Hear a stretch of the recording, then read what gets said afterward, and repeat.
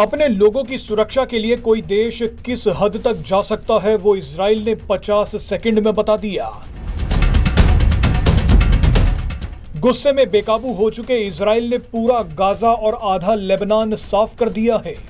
Israel ने कुछ ही मिनटों में हिजबुल्लाह के 1600 टारगेट उड़ाकर अपने हथियारों को धन्यवाद कहा है। इजराइल ने अपने आयरन डोम के लिए भगवान को धन्यवाद कहा है, लेकिन भगवान को धन्यवाद बोलने से पहले इजराइल ने पहली बार एक ऐसा काम किया है जो शायद किसी देश ने आज तक नहीं किया।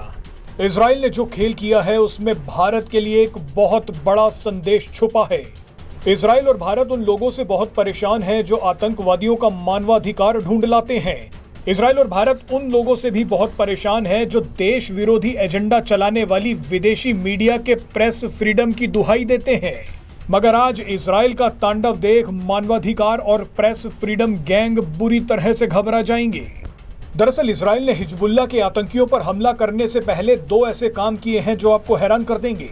सबसे पहले तो इजराइल के राष्ट्रपति बेंजामिन नेतन्याहू ने कैमरे पर आकर 50 सेकंड तक लेबनान की जनता को समझाया कि वो हिजबुल्लाह के आतंकियों का साथ ना दे। जहां जहां हिजबुल्लाह के लोग रहते हैं उन जगहों को खाली कर दें। नेतन्याहू ने लेबनान के लोगों से कहा कि हम आपको पहले ही चेतावनी दे रहे हैं, बाद में मानवाधिकारों की दुहाई मत देना। इस चेतावनी के बाद इजराइल ने लेबनान में हिजबुल्लाह के 1600 से ज्यादा ठिकाने उड़ा दिए।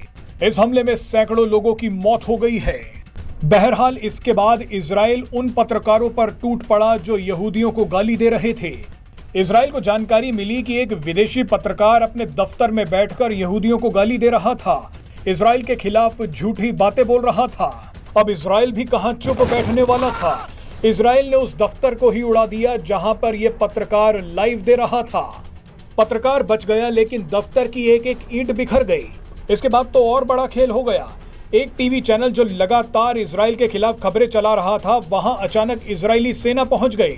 इजरायली सेना ने न्यूज एंकर को नोटिस दिया और कहा कि आज से तुम्हारा ऑफिस बंद है। इजरायली सेना ने कहा कि मानवाधिकार और प्रेस फ्रीडम की बातें संयुक्त राष्ट्र में जाकर करना। इजराइल का कहना है कि प्रेस फ्रीडम के नाम पर हम अपने देश के खिलाफ एजेंडा नहीं चलाने देंगे। वैसे इजराइल ने भारत को एक शानदार रास्ता दिखाया है। आपको याद होगा कि जब भी भारत ने विदेशी मीडिया और ह्यूमन राइट्स वालों को कश्मीर में एजेंडा चलाने से रोका, तब भारत को प्रेस फ्रीडम और मानवाधिकारों की लिस्ट में नीचे डाल दिया गया। मगर इजराइल ने भारत को एक संदेश दिया है कि अगर अपने लोगों की रक्षा करनी है तो एजेंडा चलाने वाले इन लोगों को धक्के मारकर निकालना होगा।